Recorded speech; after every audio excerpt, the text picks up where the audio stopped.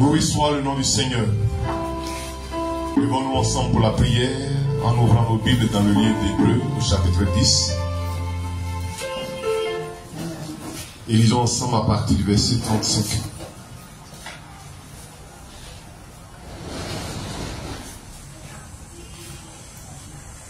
N'abandonnez donc pas votre assurance à laquelle est attachée une grande rémunération, car vous avez besoin de persévérance, afin qu'après avoir accompli la volonté de Dieu, vous obteniez ce qui vous est promis. Encore un peu de temps. Celui qui doit venir viendra, et il ne tardera pas. Et mon juste vivra par la foi. Mais s'il se retire, mon âme ne prend pas plaisir en lui. Nous ne sommes pas de ceux qui se retirent pour se perdre, mais de ceux qui ont la foi pour sauver leur âme. Amen. Portons-nous ensemble dans la prière. Je suis sous le rocher plus haut que moi. Jéhovah, cache-moi, je suis sous le rocher. Dites à mes ennemis, je suis sous le rocher. Jéhovah, cache-moi, je suis sous le rocher. Je suis sous le rocher, tous ensemble. Je suis sous le rocher plus haut que moi, plus haut que moi.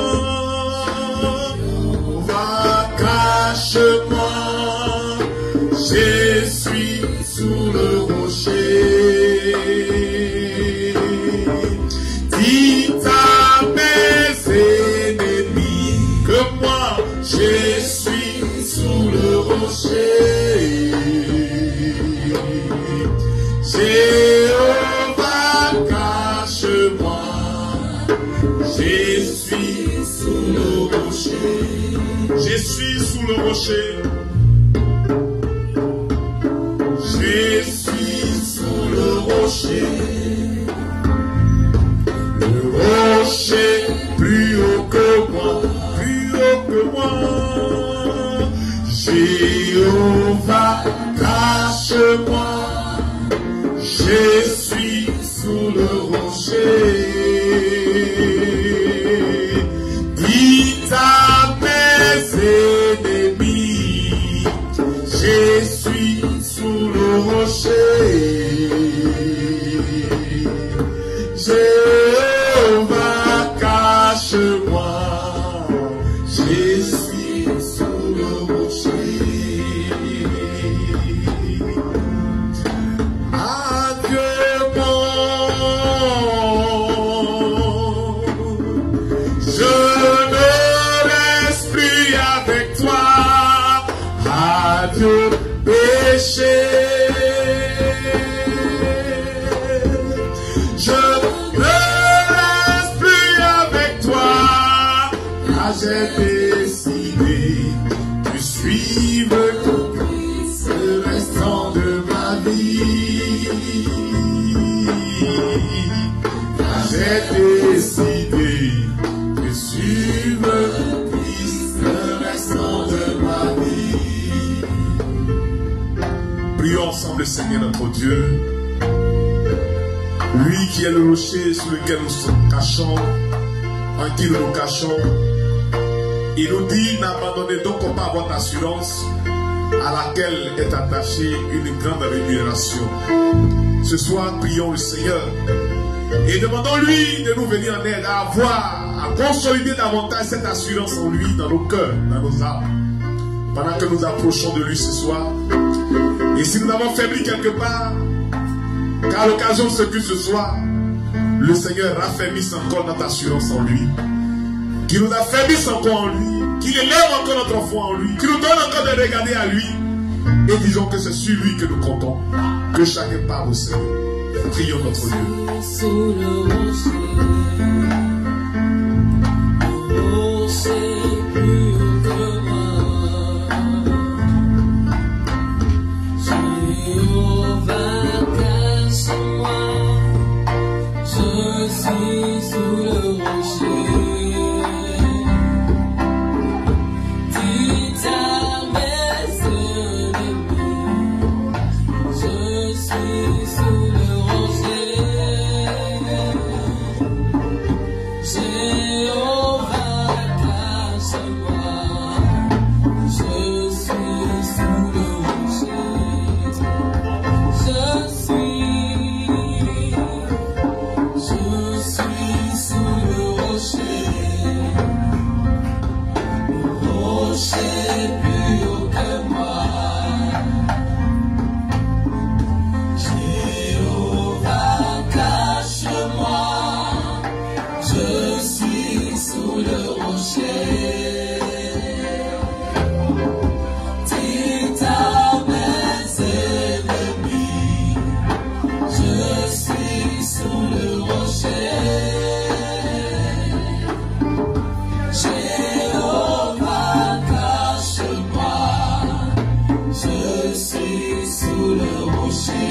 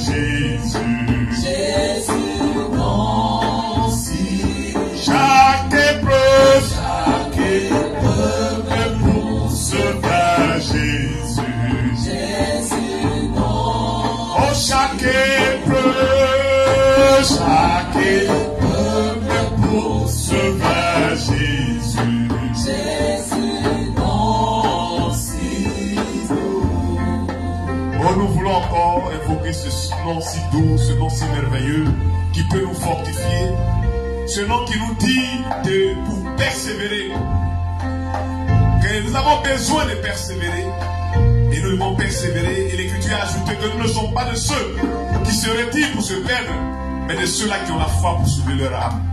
Ce soir, demandons au Seigneur de nous aider à persévérer encore dans cette voie pendant que nous approchons ici de lui. Qui nous aide à persévérer ce soir dans sa présence. Que lui-même encore, oh, comme il a promis être avec nous, qu'il soit avec nous. Fortifie encore nos cœurs. Fortifie encore nos âmes. Nous aidons encore à persévérer dans cette voie. Élevons ensemble la voix et prions le Seigneur notre Dieu. Gloire à toi, Seigneur. Glorifié soit ton Seigneur, Seigneur. Toi qui portes le nom si doux. Oh, ce nom par lequel, Seigneur, nous sommes sauvés. Oui, Seigneur notre Dieu, Car il n'y a aucun nom par lequel, Seigneur notre Dieu, nous devons être sauvés si ce n'est le nom de Jésus. Ce merveilleux nom pourvu pour nous. Gloire à ton Saint-Nom ce soir, Seigneur notre Dieu. C'est toi qui nous parles, Seigneur. Oh, ce soir encore. Et c'est toi qui nous rassembles dans ta présence. Et tu nous demandes, oh Seigneur, de persévérer, Seigneur notre Dieu.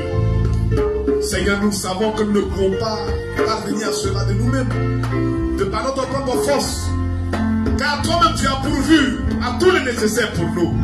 C'est pourquoi nous nous approchons de toi ce soir avec assurance dans la foi. Et nous prions que tu nous viennes en aide à persévérer. Oh Dieu Tout-Puissant, ce soir étant rassemblés dans ce temps d'adoration, viens-nous en aide par ton esprit à persévérer dans ta présence, à nous approcher de toi avec un cœur sincère, avec un esprit vraiment disposé à toi et à recevoir de toi encore la force nécessaire, Seigneur, qui nous aidera encore, Seigneur, à continuer de la marche avec toi. Oh Dieu, souviens-toi de nous, alors que nous abandonnons tous à toi ce soir et que nous remettons encore ce moment entre tes mains. Continue par ton esprit et reçois chacune de nos prières, exauce-nous ta présence. Nous te l'avons ainsi demandé en ton précieux nom, qui est le nom de Jésus-Christ. Amen et Amen. Acclamons ensemble le nom du Seigneur.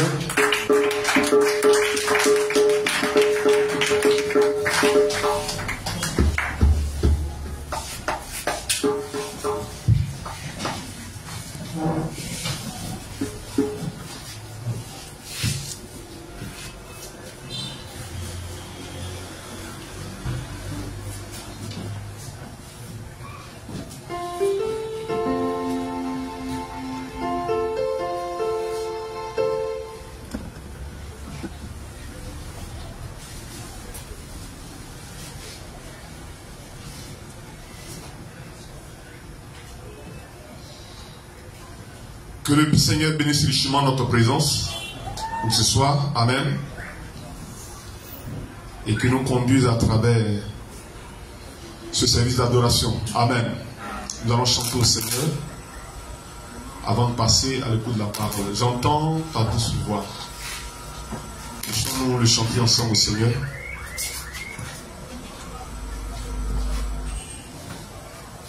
Pour ceux qui ne connaissent pas toutes les paroles, c'est affiché là. Amen. On va le chanter ensemble vivement à la gloire de notre Dieu. Amen.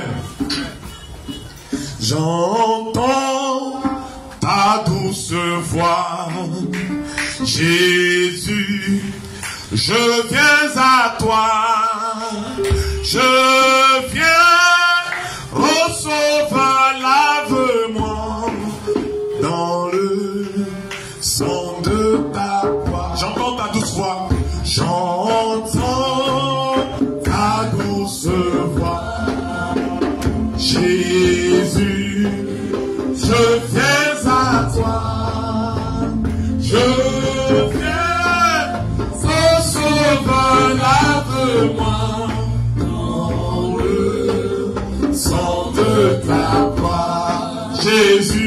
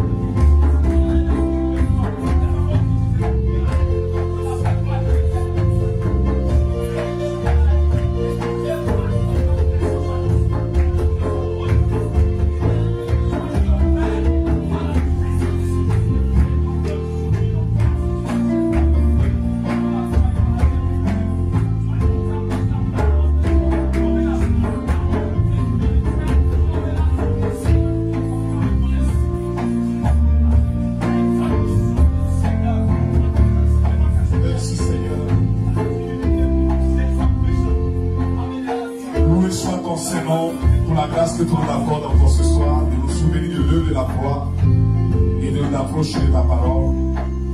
Alors que nous avons l'écoute de cette demande, Seigneur notre Dieu, oh, puisses-tu parler à nos cœurs à travers cette écoute.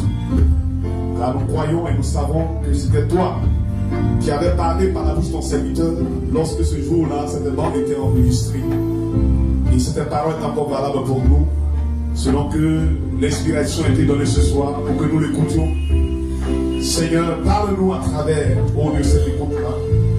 Parle au cœur de chacun de nous, oh notre Dieu, et accorde que nous, chacun de nous, à travers l'écoute de ta parole, fasse de nouveau une expérience avec toi. C'est notre prière encore ce soir, alors que nous te soumettons ce moment. Puisque le Saint-Esprit nous conduit à travers ce moment. Et tout ce qui sera utilisé, Seigneur, comme un moyen pour transmettre cela, que ta grâce repose là-dessus. Et que tu nous accordes, Seigneur, de passer encore un merveilleux moment dans ta présence. Nous nous abandonnons à toi, nous attendons à toi, Seigneur, au nom de Jésus-Christ. Amen. Veuillez vous asseoir dans la grâce du Seigneur.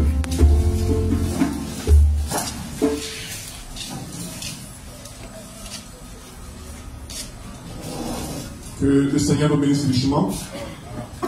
Pour ce soir, nous avons l'écoute au demande. Mais ce soir, nous avons écouté une prédication du frère Branham. Amen. Et que le Seigneur bénisse notre écoute. Amen.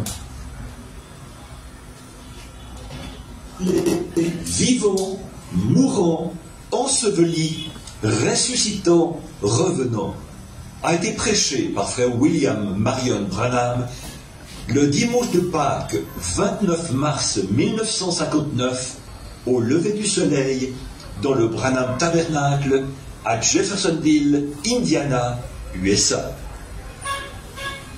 Le sentiment que nos cœurs éprouvent aujourd'hui dépasse tout ce que l'on pourrait exprimer dans des langues humaines, tandis que nous nous réunissons ici en ce matin des plus solennels et sacrés.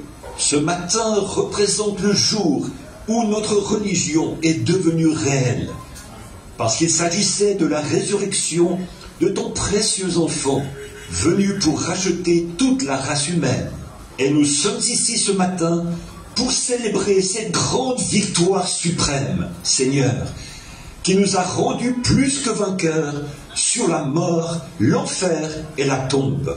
Et nous te remercions de ce que, après toutes ces années, nous puissions encore nous réunir très tôt en ce matin de Pâques pour l'adorer, parce que nous croyons qu'il reviendra. Et nous prions que tu veuilles bien nous pardonner nos péchés et nos transgressions qui sont enregistrés contre nous, tandis que nous confessons humblement nos torts et que nous acceptons son expiation pour nos péchés. Guéris la maladie qui est au milieu de nous, Seigneur.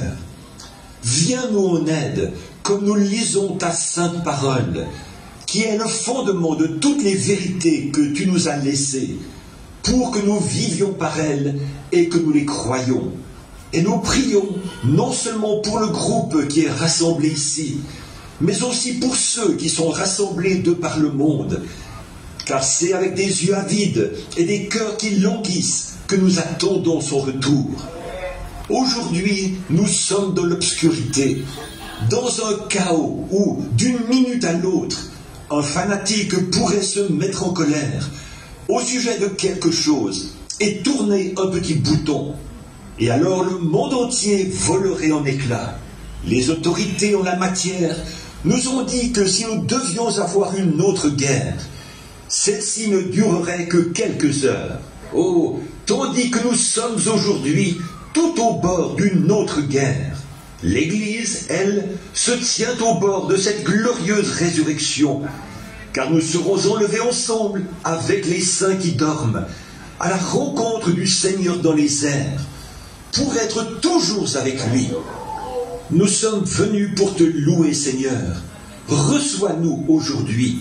Bénis la lecture de ta parole, les chants, la prédication de l'Évangile. Reçois les prières des pénitents. Exauce la prière pour les malades. Et reçois-en la gloire.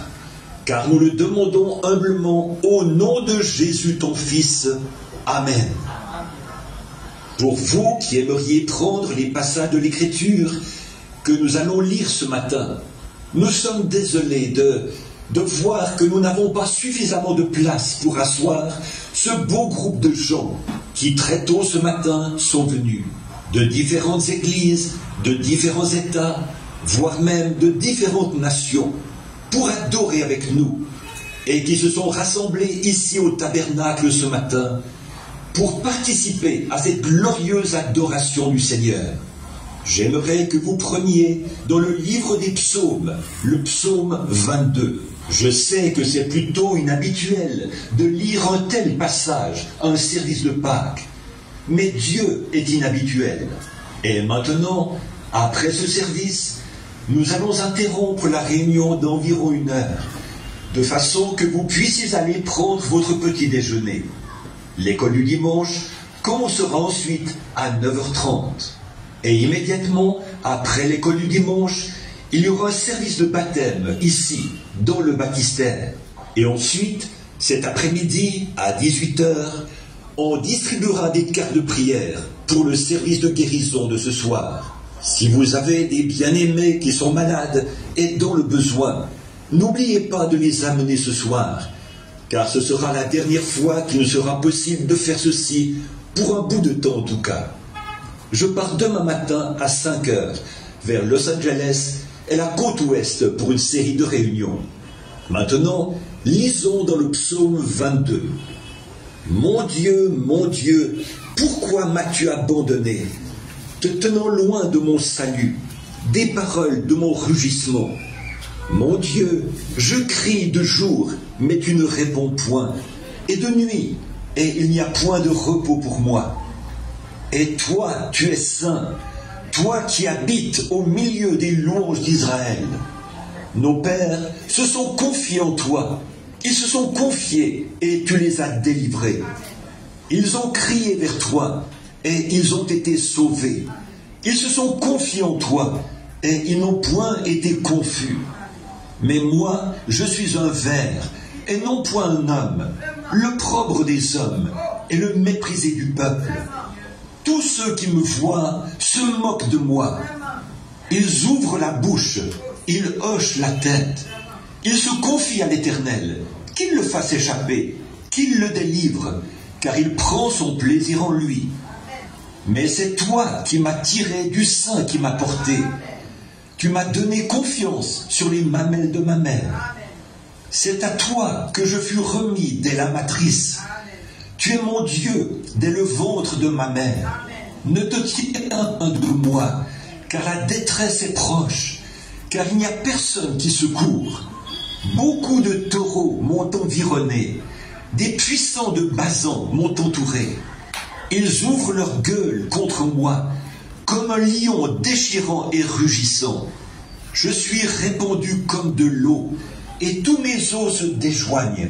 Mon cœur est comme de la cire, il est fondu au-dedans de mes entrailles. Ma vigueur est desséchée comme un thé, et ma langue est attachée à mon palais. Et tu m'as mis dans la poussière de la terre, car des chiens m'ont environné, une assemblée de méchants m'a entouré. Ils ont percé mes mains et mes pieds. Je compterai tous mes os.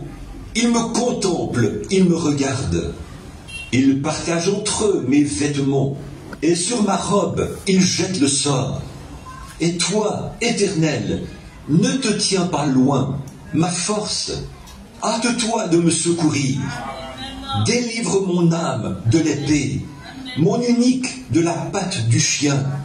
Sauve-moi de la gueule du lion. Tu m'as répandu d'entre les cornes des buffles. J'annoncerai ton nom à mes frères. Je te louerai au milieu de la congrégation. Vous qui craignez l'Éternel, louez-le. Toute la semence de Jacob, glorifiez-le et révérez-le, vous, toute la semence d'Israël. Car il n'a pas méprisé ni rejeté l'affliction de l'affligé, et n'a point caché sa face de lui. Mais quand il a crié vers lui, il l'a écouté. De toi vient ma louange dans la grande congrégation. Je payerai mes vœux devant ceux qui le craignent. Les débonnaires mangeront et seront rassasiés. Ceux qui cherchent l'Éternel le loueront. Votre cœur vivra à toujours. Tous les bouts de la terre se souviendront et ils se tourneront vers l'Éternel. Et toutes les familles des nations se prosterneront devant toi. Car le royaume est à l'Éternel. Il domine au milieu des nations. Tous les gras de la terre mangeront et se prosterneront. Devant lui se courberont tous ceux qui descendent dans la poussière. est celui qui ne peut faire vivre son âme. Une semence le servira. Elle sera comptée au Seigneur comme une génération. Ils viendront et raconteront sa justice à un peuple qui naîtra, qu'il a fait ces choses. Puisse le Seigneur ajouter ses bénédictions à la lecture de sa parole. Je veux prendre pour l'occasion ce matin 5 mots. Et autour de ces 5 mots, je veux essayer d'exprimer ce qui est sur mon cœur. À vous qui êtes des adorateurs ce matin, je prendrai ces 5 mots. Vivant, mourant, enseveli, ressuscitant, revenant. Et je pense que le poète a bien exprimé dans son chant ce que j'aimerais vous dire. Lorsqu'il a écrit ceci, en vivant, il m'a aimé. En mourant, il m'a sauvé. Enseveli, il a emporté mes péchés au loin. En ressuscitant, il a justifié gratuitement pour toujours. Un jour, il reviendra. Ô jour glorieux! Jamais une vie n'a été vécue comme la sienne. Parce que, à sa naissance, il était Dieu manifesté dans la chair. Il était l'expression de ce qu'est Dieu le Père. Et Dieu le Père étant amour, alors Jésus était la pleine expression de l'amour. Il était amour depuis la toute première fois que ses petites mains de bébé ont caressé les jolies joues de sa mère. Il était amour. Et je pense aujourd'hui que c'est ce que bien des gens manquent de reconnaître. Il était amour. Dieu est amour. Et ceux qui aiment sont nés de Dieu. Dieu a tant aimé le monde, c'est-à-dire ceux qui ne méritent pas d'être aimés, qu'il a donné son Fils unique, afin que quiconque croit en lui ne périsse point, mais qu'il ait la vie éternelle. Lorsqu'il était ici, sur terre, il exprima son amour de tant de façons différentes, qu'il était indiscutablement la créature la plus aimante qui ait jamais vécu. Et je pense que dans sa vie ici-bas, il exprimait Dieu. Et la seule façon que Dieu puisse être exprimé aux gens, c'est par l'amour. Et ceci, il l'a très bien exprimé lorsqu'il eut affaire à une femme qui était peut-être l'une des plus viles de son temps. Il l'avait catégoriquement déclarée coupable. Et il n'y avait pas moyen de s'en sortir, puisqu'elle avait été surprise en adultère. Ils la traînèrent devant lui et dirent « Selon toi, que faut-il faire d'elle » Lorsqu'il se tourna vers elle et dit « Je ne te condamne pas, va et ne pêche plus » au lieu de la jeter à la rue, à la merci de ces gens qui se précipiteraient sur elle, comme une bande de loups pour la lapider et lui ôter la vie, son cœur tendre, bienveillant, aimant, s'est abaissé jusqu'au fond du péché dans lequel elle se trouvait, et a dit « Je ne te condamne pas, va seulement et ne pêche plus ». Et lorsqu'il se rendait au tombeau de Lazare, je pense que c'est là un autre grand moment où il exprima ce que Dieu représente pour les êtres humains. Il est un Dieu qui non seulement peut pardonner le péché le plus bas qui puisse être commis, et prendre les coupables et les rendre innocents par son amour qui pardonne, mais même après que la mort nous a réduits au silence, il se préoccupe toujours de nous. Je pense qu'il a bien exprimé cela sur le chemin là-bas avec Marthe et Marie, quand il arriva à la maison où la mort avait retranché la vie d'une aimable personne. Et en se rendant au tombeau, pourtant étant Dieu, il savait qu'il allait le ressusciter des morts. Il savait qu'il lui avait été dit que dans ces paroles mêmes se trouvait la puissance de le ressusciter de la tombe. Mais malgré tout, lorsqu'il vit pleurer Marthe et Marie, et ceux qui aimaient Lazare, la Bible dit qu'il pleura. Qu'était-ce?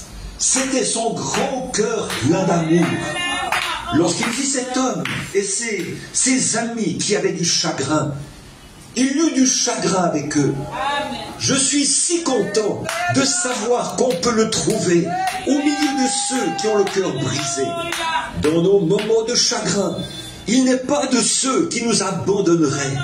Il nous soutient quand rien ne va plus et quand les derniers espoirs terrestres ont été épuisés. Il est toujours Dieu et il nous aime. Il était l'expression de Dieu. Oh, combien je crois qu'il désire voir son peuple tellement loin de son esprit que nous puissions aller les uns vers les autres dans les épreuves et les difficultés pour apporter l'expression de sa compassion, se déversant de nos cœurs qui sont nés de son esprit, afin de refléter dans l'Église l'amour du Dieu vivant. Ceci exprime bien ce qu'il a dit, ou ce que le poète a dit. En vivant, il m'a aimé. La façon dont Dieu s'est représenté lui-même en Jésus-Christ a démontré ce qu'il a fait pour toute la race humaine. Il a exprimé son opinion à la race humaine. Pardonner et aimer ceux qui ne méritaient pas d'être aimés. Et je me demande, en ce matin de Pâques, à quel point nous avons manqué à cela. Nous serions capables d'aimer ceux qui nous aiment, mais lui a aimé ceux qui ne l'aimaient pas. Il a été la plus grande et la première représentation de l'amour qui soit offerte à la terre. Et il était méprisé par ceux qui vivaient sur la terre, par ceux qui l'aimaient. Aucun homme n'a jamais pu aimer comme lui. Et aucun homme n'a jamais été haï comme il a été. Ils l'ont haï et méprisé et l'ont rejeté. Mais cela n'a pas freiné son amour. Enfin, lorsqu'il était suspendu à la croix, après avoir vécu cette vie où il n'avait fait que du bien, pardonnant aux coupables, guérissant les malades et faisant seulement des choses qui étaient bonnes, lorsqu'il s'apprêtait à rendre son dernier soupir sur la croix, les crachats moqueurs et vulgaires de ceux qui se tenaient là, descendant sur son saint visage, il cria d'un cœur plein d'amour, « Père, pardonne-leur, car ils ne savent pas ce qu'ils font. » Il pouvait comprendre. Étant Dieu, il comprend. C'est pourquoi il pouvait nous aimer alors que nous n'étions pas aimables. Parce qu'il est Dieu et qu'il comprend. En vivant, il m'a aimé. Jamais une vie pareille n'a été vécue. Parce que c'était une vie tout enveloppée d'amour. En mourant, il m'a sauvé. La mort de quelque chose, c'est ce que Jéhovah Dieu exigea dans le jardin d'Éden. Le salaire du péché, c'est la mort. Et cela ne pouvait pas être modifié. Cela ne pouvait s'arranger d'aucune autre manière. Parce que Dieu est suprême. Il est infini et il est juge des cieux et de la terre. Le salaire du péché, c'est la mort. Et personne ne pouvait payer cette rançon pour quelqu'un d'autre. Tout homme, bien qu'il pût mourir pour un autre homme, n'en était pas moins coupable pour commencer. Pas un seul d'entre nous ne pouvait aider l'autre, parce que nous étions tous coupables. Nous sommes nés dans le péché, formés dans l'iniquité, venus au monde en proférant des mensonges. Pas un rayon d'espoir nulle part. Nous étions condamnés à mort par Dieu. Et chaque créature qui se mouvait sur la terre se trouvait sous cette condamnation. Il pouvait y avoir des hommes justes, faisant de grandes choses, mais ils n'en étaient pas moins des pécheurs dès le départ. Il n'y avait qu'une façon de payer cela, et c'était par la mort de Dieu lui-même. Dieu, étant un esprit, ne pouvait pas mourir. Il est donc descendu dans un corps de chair et s'est exprimé dans une vie d'amour pour prendre toute la bonté qu'il était et la donner volontairement comme sacrifice suprême. afin qu'il puisse porter la culpabilité des coupables. Tous, nous sommes pécheurs, et sans aucun moyen au monde d'être une fois sauvés. Il n'est pas venu sur terre seulement pour être vu, mais il est venu pour mourir comme sacrifice. Abel l'a exprimé lorsqu'il a offert à Dieu un sacrifice plus excellent que celui de Caïn. Lorsqu'il a amené le petit agneau vers le rocher, en le tenant au moyen d'un rameau de vigne entourant son cou, le petit animal était étendu là sur le rocher, et il a poussé son petit menton en arrière, et avec une pierre, il a martelé sa petite gorge. Et l'agneau bêlait et se mourait, et le sang giclait, et ses petites boucles blanches furent baignées de sang. Abel a exprimé là le calvaire, lorsque l'agneau de Dieu, immolé dès la fondation du monde, est venu prendre la place des pécheurs coupables, qu'il a été brisé, meurtri, ridiculisé, bafoué, et qu'il a connu une mort qu'aucune créature ne pouvait connaître, sauf Dieu lui-même, et que ses cheveux qui tombaient sur ses épaules étaient pleins de sang qui dégouttait par terre. Cela exprima combien horrible est le péché. Lorsqu'il dut mourir pour racheter l'homme d'une vie de péché, aucun être ne pouvait mourir comme cela. Aucun être ne pouvait supporter cette mort. Il est dit que lorsqu'ils transpercèrent son côté, ils ont sorti du sang et de l'eau. Il y a quelque temps, je parlais de cela à quelqu'un. C'était un scientifique. Il disait, il n'y a qu'une façon que ceci ait pu se produire. Ce n'est pas à cause de la lance romaine qu'il est mort, et non plus à cause de la perte de sang, parce qu'il y avait encore du sang dans son corps. Il est mort, non pas à cause de la lance romaine, ou des clous enfoncés dans ses mains, ou de la couronne d'épines qu'ils avaient placée sur sa tête, mais parce que il est mort de chagrin, parce qu'il est venu chez les siens, et que les siens ne l'ont pas reçu. Il est mort pour avoir eu le cœur brisé. Il savait que ces mêmes créatures temporelles, pour lesquelles il allait mourir dans le but de les racheter, lui avaient craché au visage et il était rejeté des hommes.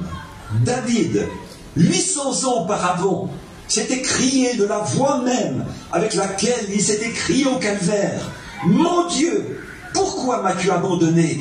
Comme c'est terrible ce que le péché fait! Il sépare l'homme de Dieu, et lui était le sacrifice d'expiation qui devait être offert pour nos péchés. Il fut séparé de la présence de Dieu. Le péché l'en avait séparé. Dieu plaça nos péchés sur lui, et il fut séparé de Dieu.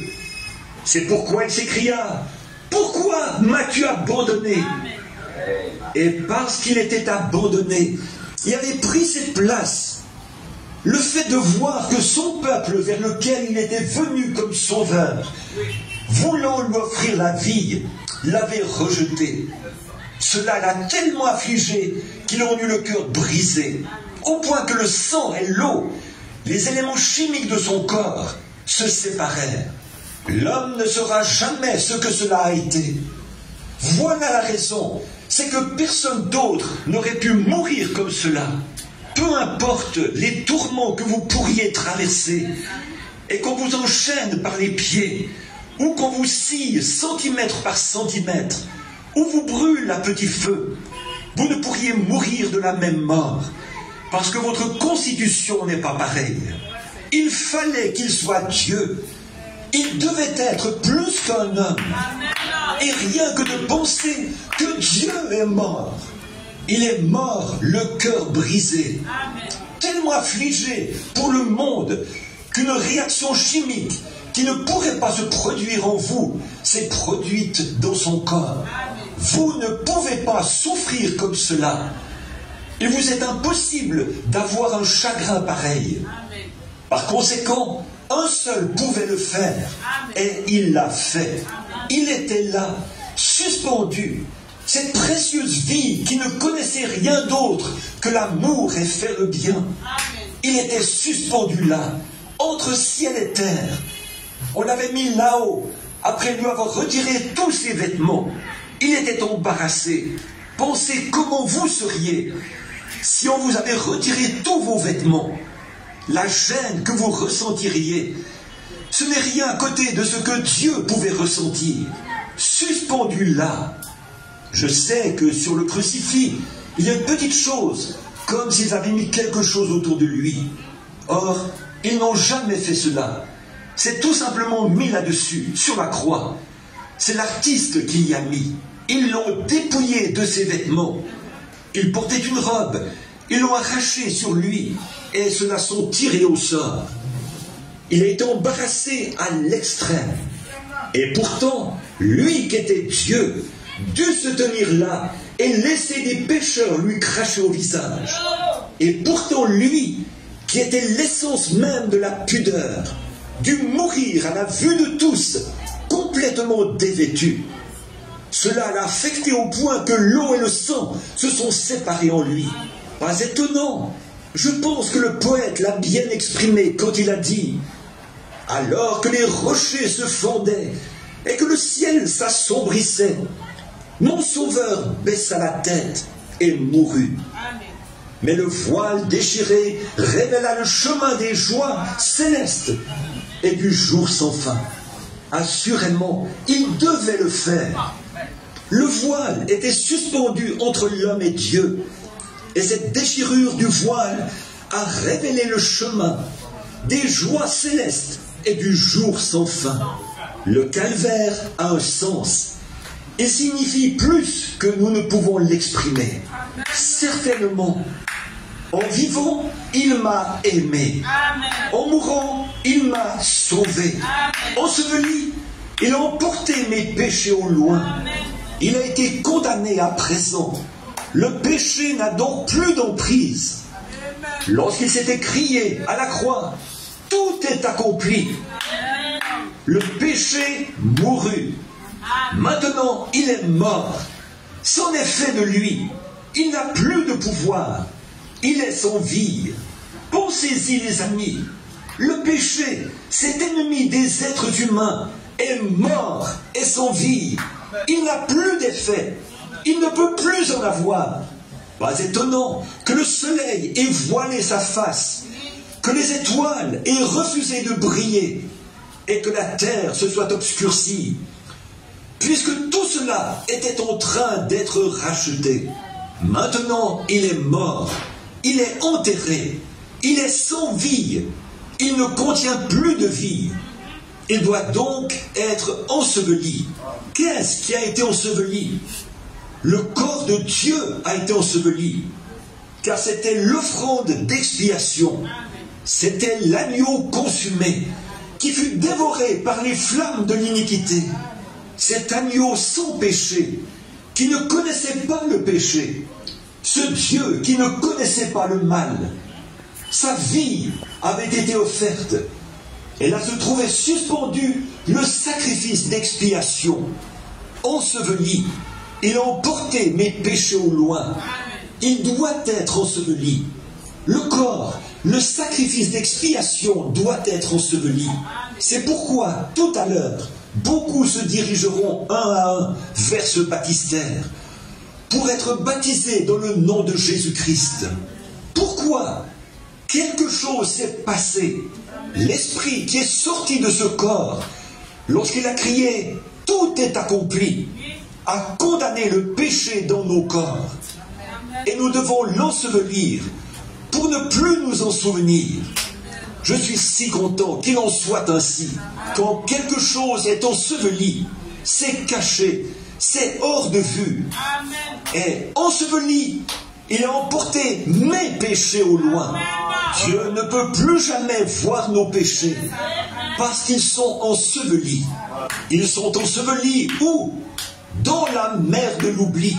Pensez à une mer d'oubli. Dieu ne peut plus s'en souvenir parce qu'ils sont à la fois morts et ensevelis. Il n'est même plus possible de se les rappeler. Ils sont sortis de la mémoire de Dieu. Il était aussi dans cet ensevelissement, il était représenté dans l'Ancien Testament. Ils avaient un sacrifice d'expiation à la purification du sanctuaire. Et ce sacrifice d'expiation consistait en 2 boucs, comprenez. Un bouc était tué, et l'autre bouc avait les péchés qu'on avait mis sur le bouc mort, étaient mis sur le bouc vivant. Rappelez-vous que Jésus était une brebis. Il était un agneau, mais dans ce cas-ci, il devint un bouc. Il était justice, parce qu'il était Dieu, la brebis. Mais il devint un bouc.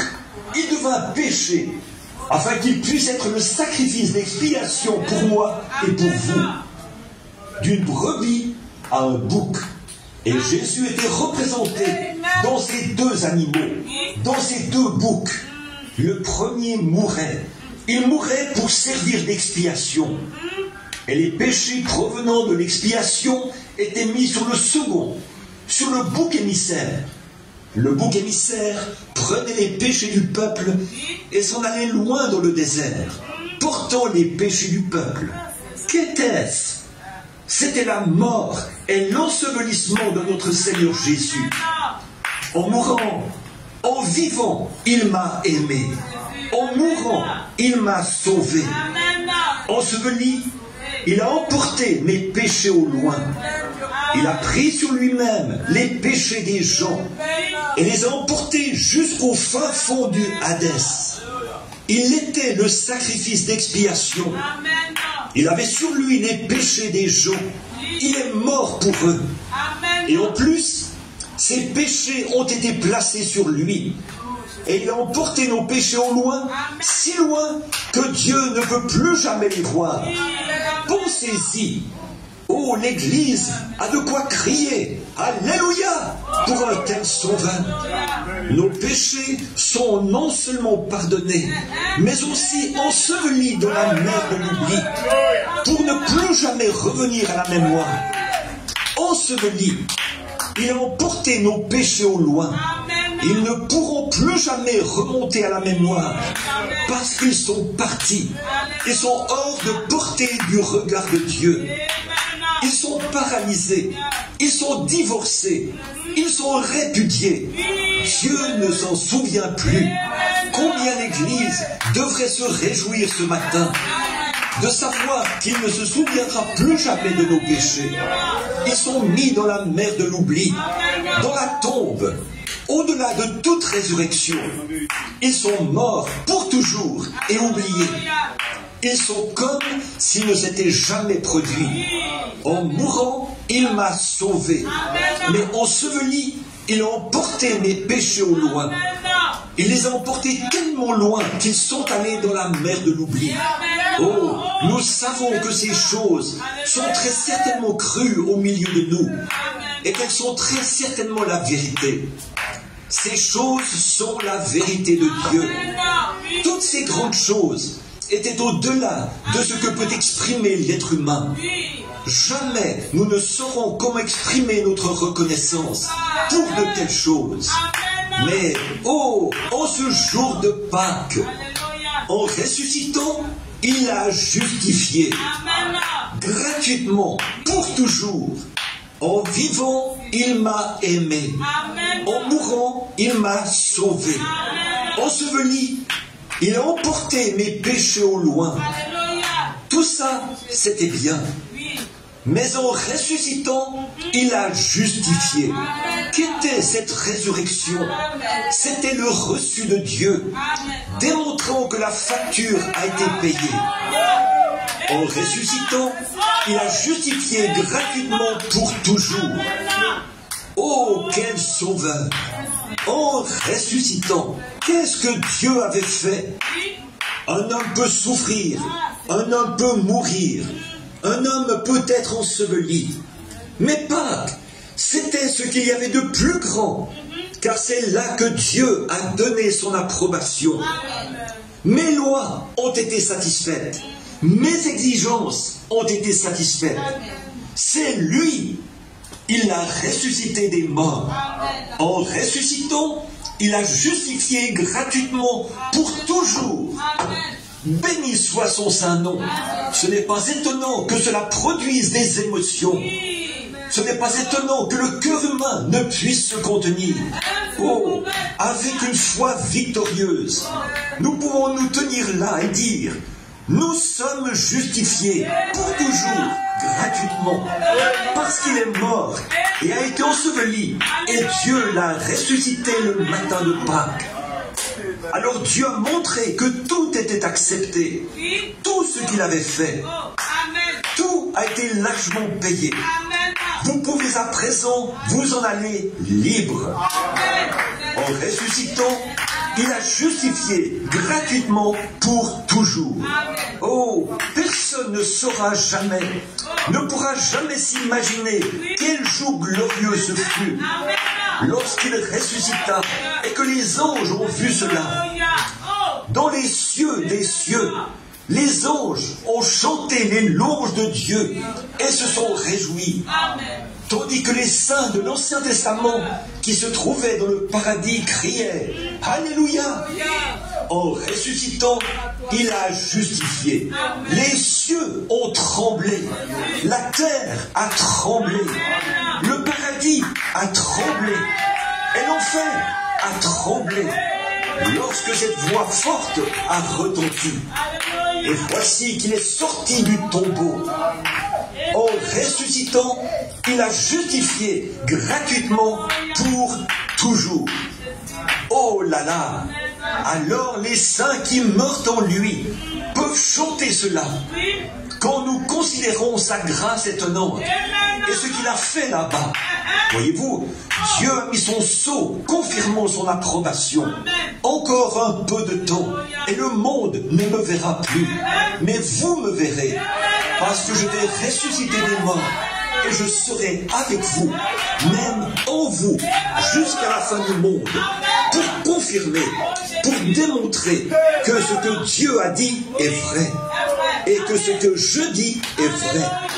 Jésus a dit, je viendrai sous la forme du Saint-Esprit, je ferai ma demeure avec vous, et je vivrai avec vous pour toujours. Alors les saints qui ont dans leur cœur cette espérance de la résurrection peuvent chanter ceci en ce matin clair et sans nuage, quand les morts en Christ ressusciteront et qu'ils partageront la gloire de sa résurrection. Quand ces élus se rassembleront dans leur maison au-delà du ciel, avec une parfaite assurance, avec le son de Dieu, avec un reçu écrit de la main de Dieu lui-même. Quand l'appel retentira là-haut, j'y serai. Oh, viens bientôt.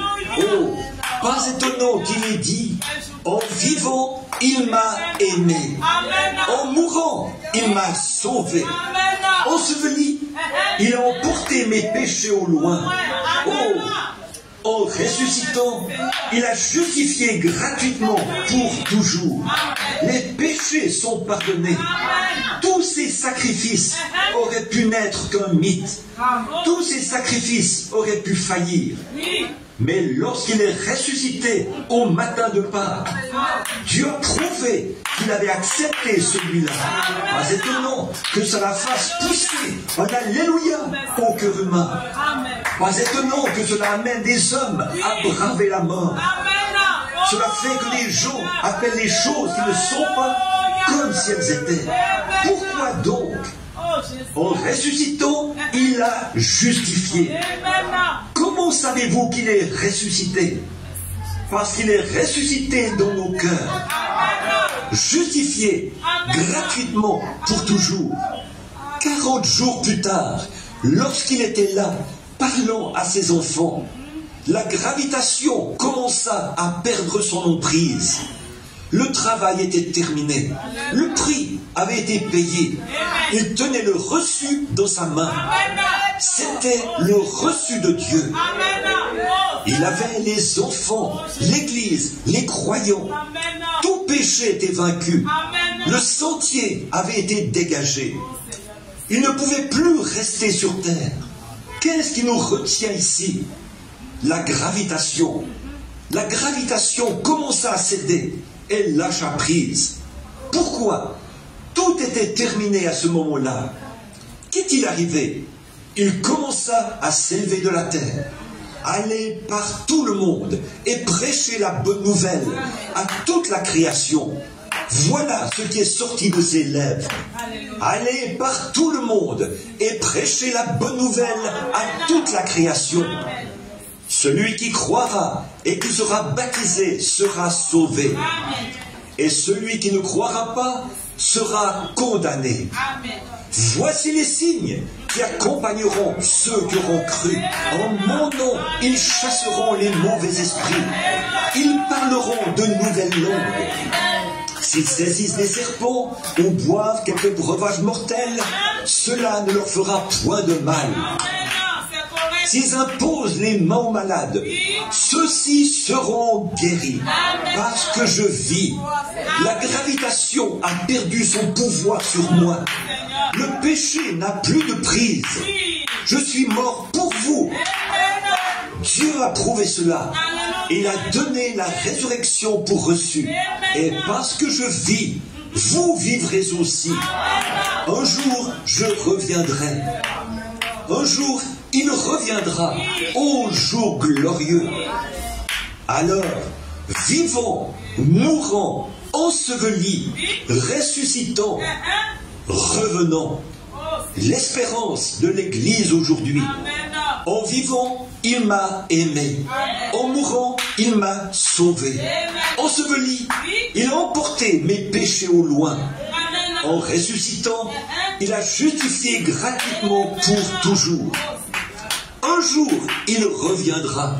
Ô jour glorieux. Qu'était-ce? 5 choses en 5 lettres. J-E-S-U-S. En vivant, il m'a aimé. En mourant, il m'a sauvé. Enseveli, il a emporté mes péchés au loin. En ressuscitant, il a justifié gratuitement pour toujours. Un jour, il reviendra. Ô jour glorieux. Nous attendons sa seconde venue. Un de ces matins clairs et sans nuages, quand les morts en Christ ressusciteront et qu'ils partageront la gloire de cette résurrection. Quand ces élus se rassembleront dans leur maison au-delà du ciel. Quand l'appel retentira là-haut, j'y serai. Pourquoi? J'ai le reçu. Il est ressuscité. Comment le savez-vous? Il vit dans mon cœur. Il vit dans le cœur de son Église qui croit. Pensez-y, mes amis. Le baptistère sera prêt dans un petit moment, avec de l'eau chaude, prêt pour le service de baptême, qui aura lieu dès que nous reviendrons. Inclinons nos têtes juste un instant.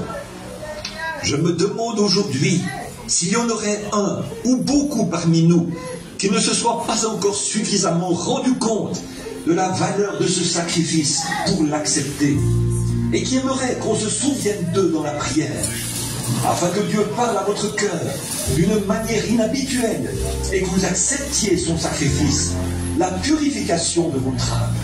Et souvenez-vous que ce que nous célébrons aujourd'hui, ce n'est pas seulement l'occasion de porter des chapeaux neufs ou des vêtements neufs. Ce qui est très bien, c'est le symbole de quelque chose de neuf. Dieu a fait quelque chose de neuf. C'est très bien, mais ce n'est pas rien que ça. Pâques ne signifie pas cela.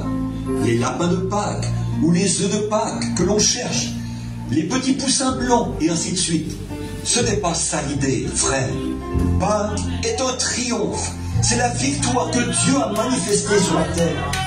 Quand il a ressuscité son propre Fils d'entre les morts, afin que quiconque croit en lui ne périsse point, mais qu'il ait la vie éternelle. La résurrection peut être dans votre propre vie. Si vous ne l'avez pas, voulez-vous lever la main avec lui ce matin? Par là, Dieu, souviens-toi de moi, afin que cette vie de la résurrection puisse se trouver dans mon cœur. Voulez-vous lever votre main et dire, priez pour moi, frère Branham, tandis que je lève la main. Le Seigneur vous bénisse. Le Seigneur vous bénisse. Y a-t-il encore quelqu'un qui veut lever la main et dire « Priez pour moi, frère. Je veux accepter cette vie de la résurrection. »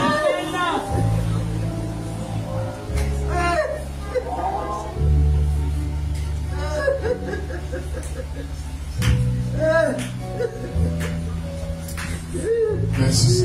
Nous allons tous nous porter dans la prière.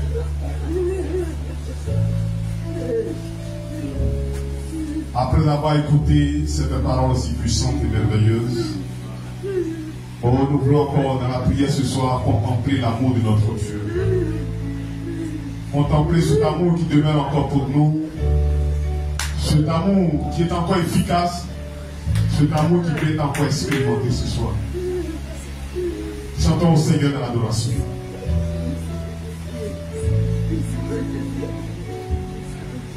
C'est pour moi qu'il fut tant me traiter, pour moi qui ne mérite rien. C'est pour moi qu'il fut tant me traiter, pour moi oui c'est le oui pour moi. C'est pour moi qu'il fut tant me traiter, pour moi qui ne mérite rien. C'est pour moi qu'il fut tant me traiter, pour moi oui Seigneur, oui pour moi. Dans mon cœur, chanter l'amour de mon sauveur. Dans mon cœur, chanter l'amour qui fait tout mon bonheur.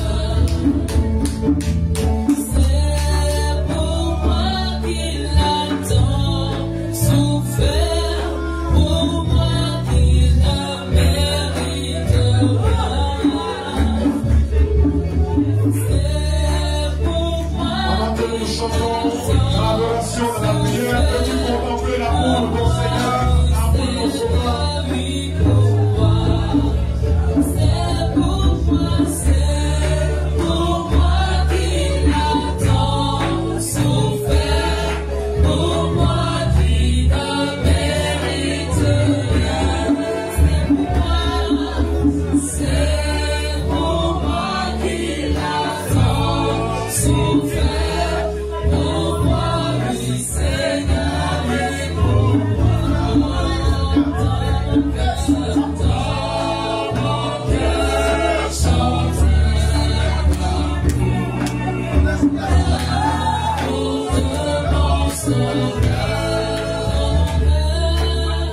Dans mon cœur, chanter l'amour qui fait tout mon bonheur. C'est pour moi qu'il est ressuscité, pour moi qui ne mérite rien. C'est pour moi qu'il est ressuscité, pour moi oui Seigneur, oui pour moi. C'est pour moi qu'il est ressuscité, pour moi qui ne mérite rien. C'est pour moi qu'il est ressuscité, pour moi oui Seigneur, oui pour moi. Pendant que le groupe de musique va continuer de chanter avec l'adoration, prions le Seigneur. Prions et contemplons l'amour que notre Dieu manifeste pour nous. Oui, dévouons-nous ce soir à l'amour de Dieu. Abandonnons-nous de la prière ce soir à cet amour qu'il a manifesté pour nous. Oh, que notre cœur, que notre âme contemple cet amour et s'abandonne de la prière ce soir à l'amour de Dieu.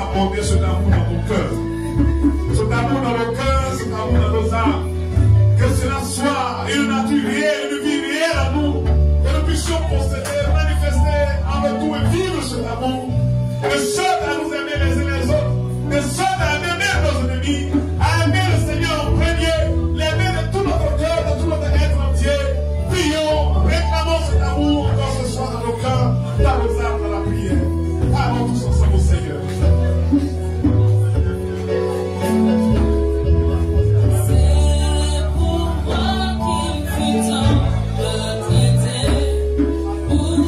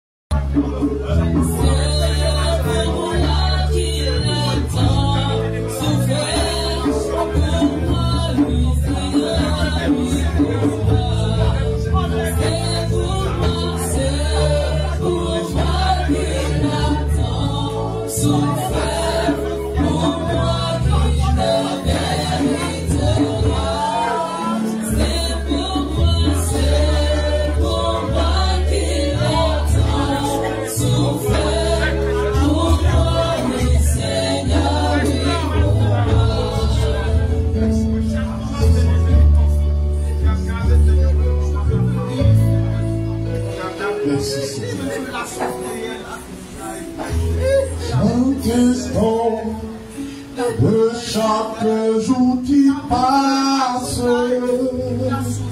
en Jésus, je puis me confier. Cet amour que jamais rien ne lasse, me soutient et sait me vivifier. Et son cœur si bon, si tendre, c'est pour voir au besoin de ma foi. À lui seul, j'ai appris à m'attendre, et je sais qu'il s'occupe de moi. Son cœur, si bon, si grand, si tendre, c'est pour voir au besoin de ma foi. À lui seul, j'ai appris à m'attendre, et je sais qu'il s'occupe. Aide-moi à n'avoir confiance en toi seul, mon maître et mon Seigneur. Tu connais toutes mes défaillances, mon salut est selon ta parole. Et son cœur, si bon, si grand, si tendre, c'est pour voir au besoin de ma foi. À lui seul, j'ai appris à m'attendre, et je sais qu'il s'occupe de moi. Son cœur, oui, si bon, si grand, si tendre. Nous, Père bien-aimé, et que cette parole que nous avons écoutée ce soir ne soit pas seulement au Père, une voix, Père bien-aimé, mais une vie qui demeure dans notre âme, Seigneur. Maintenant que nous allons partir, laisse que nous puissions partir avec cette parole, Seigneur.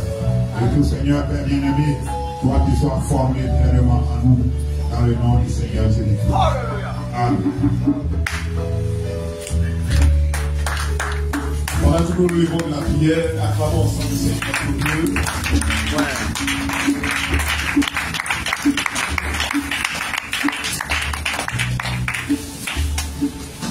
Amen. Que la paix du Seigneur puisse nous accompagner. Amen.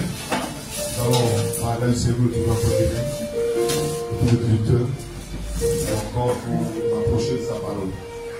Que la paix du Seigneur nous accompagne. Nous faisons nos offrandes en sortie. Nous sommes à vous pour la musique et cantique pour